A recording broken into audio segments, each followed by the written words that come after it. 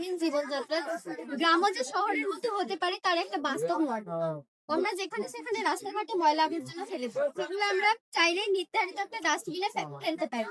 এই নির্ধারিত ডাস্টবিন থেকে আমরা যেগুলো পচনশীল পদার্থ না সেগুলো আমরা একটি কন্টেনারে রাখতে পারি, আর যেগুলো পচনশীল পদার্থ সেগুলো আলাদা কন্টেনারে রাখতে পারি। আর এই পচনশীল পদার্থগুলো থেকে আমরা গ্যাস উৎপন্ন করতে পারি, আর যেগুলো পচনশীল পদার্থ না সেগুলো আমরা দহনের মাধ্যমে নিংড়াতে পারি। এখানে আছে সেভিংসটা পোল্ট্রি ফার্ম, যেখানে মোরগ মুরগির বিষটা পাওয়া যায়। এই মোরগ মুরগির বিষটা গুলো আমরা মিক্সার চেম্বারে রাখতে পারি, আর এই মোরগ দেশ সার তৈরি হবে। মোরগ মুরগির বিষটা থেকে যে খরচটা এগুলো পাই সেগুলো ডাইজেস্টার চেম্বার, সেখানে আমাদের সেখানে গ্যাস উৎপন্ন হতে, যেগুলো আমরা রান্নার কাজে ব্যবহার করতে পারি। আর এখানে পচনশীল পদার্থ থেকে যে গ্যাস উৎপন্ন হবে সেগুলো আমরা আমাদের কৃষিকাজের জন্য ব্যবহার করা হবে। ধন্যবাদ।